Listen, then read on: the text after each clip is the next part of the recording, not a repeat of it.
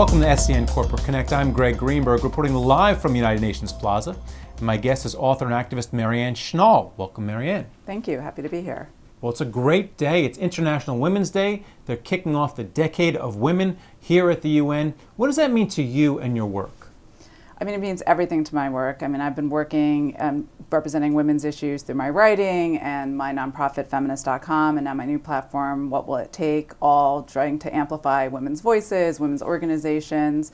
I mean, women are half the population, and we're rarely represented at the tables where important decisions are being made. And we, I think, can agree that right now, more than ever, we need women's voices and visions represented. And so that it's a time to really get motivated and really be strategic and come together to really advance women's equality worldwide. Well, it seems as though the level of motivation is higher than it's been in the past because of what we've seen in the past year with the Me Too movement, with the March on Washington.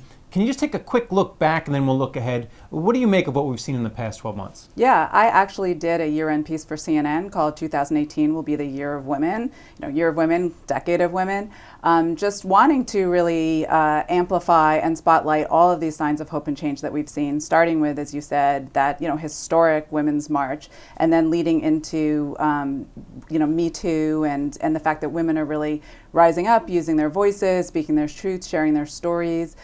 Women are also stepping up to run for office in record numbers. Over 30,000 women have signed up for trainings through Emily's List, amongst other programs. So it really is an exciting time, I think, but I think we can't take it for granted. We all have to really come together, sort of focus around this narrative to push it forward and realize we all have a part to play. And this includes men too. I always want to say that. Gender equality includes men, and men are a part of this movement, and men benefit from the work that we do to make sure that we are all represented. How do you keep the motivation going? Because social media, everything just kind of flies right by and people move on to the next crisis. How do you make sure that you keep the same level of motivation, even raise it? Well, I think right now we can all agree there's so many troubling things happening in the world, and I think it's actually more stressful to not do anything.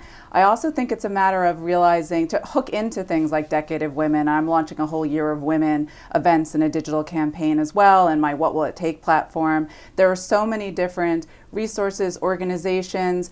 Everybody can play their part, see where they're drawn, what issue really concerns them or motivates them, and just realize we all can be an agent of change, and how positive and hopeful it is to be part of forward movement. And what do you want to see when it comes to educating young girls, so they're the next generation of leadership? Because we've been speaking a lot today over the course of the conference about technology.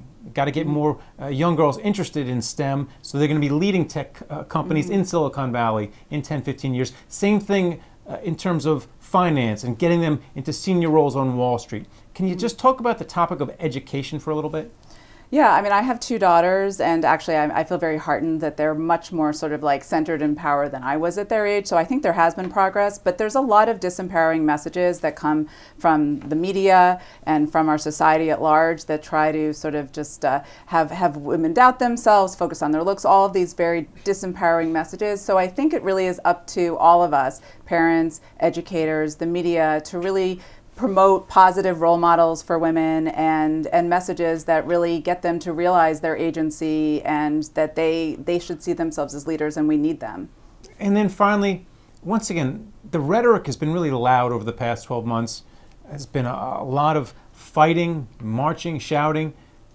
Can you talk about where you're optimistic heading into this Decade of Women? What makes you feel good when you look out and say, all right, this is what's going to happen going forward?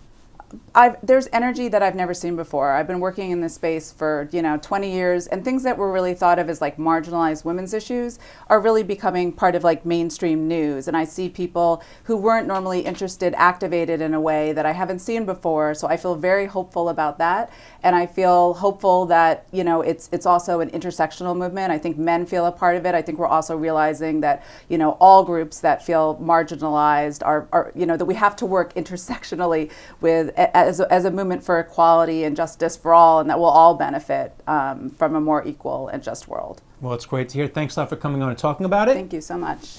And thank you for watching SCN Corporate Connect.